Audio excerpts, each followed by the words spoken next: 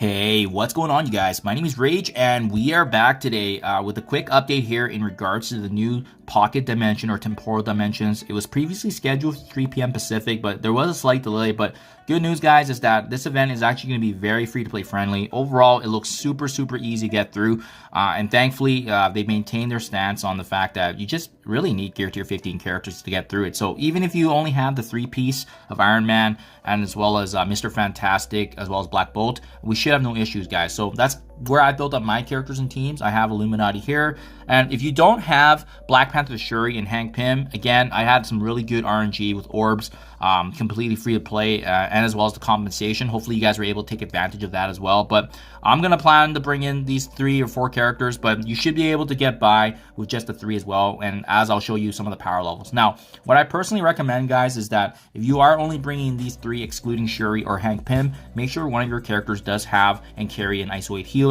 That sustain is going to be helping a tenfold, just because of the fact that these characters don't really heal naturally, so their HP is probably going to keep dropping. Having the ISO 8 healer is going to at least grant some regen to the most injured character on your team, and again, we do have the power level advantage against some of the enemies that we're going to be facing.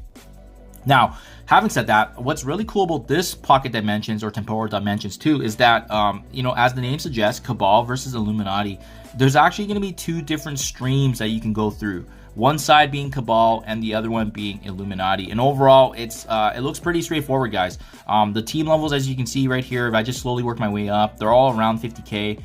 For this first series here, and then the next series you do have some higher enemies that we're up against in that 80k to 100k region. So you can see, although we're up against some Teal characters, Gear Tier 16, they're still in a healthy region because most of our characters are going to be in that 150 to 200k range.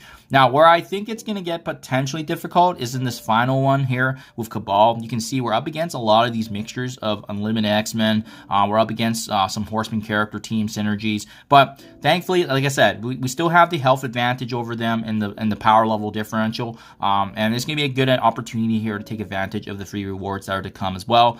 On top of that, even character shards, like having 50 shards of Starbrand here, nice, because it can help set us up here for the next legendary in Old Man Logan when he returns. But overall, not too bad, guys. I think this is kind of where it pivots and finishes up here, and then finally it brings you to this last and final series, which is the Illuminati characters at Gear Tier 14. And again, very reasonable power levels when you look through it all, and you wrap things up here with this last and final Temporal Anomaly here. Now, having said that, guys, you also need to continue it from this other stream, which is revolving around the Illuminati characters, right?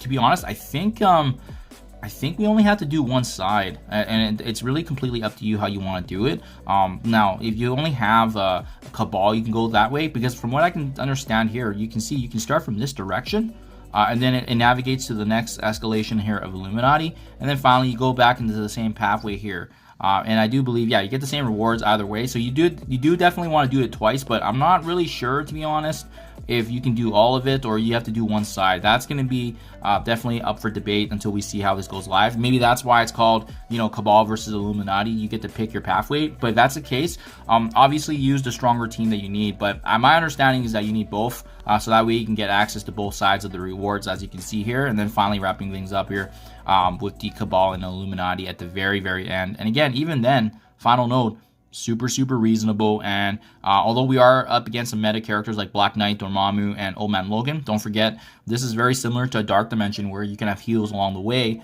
And yeah, ultimately, this is nice because it's going to give you a 7 red here of Mr. Fantastic, a Illuminati character required for the next legendary in Olden.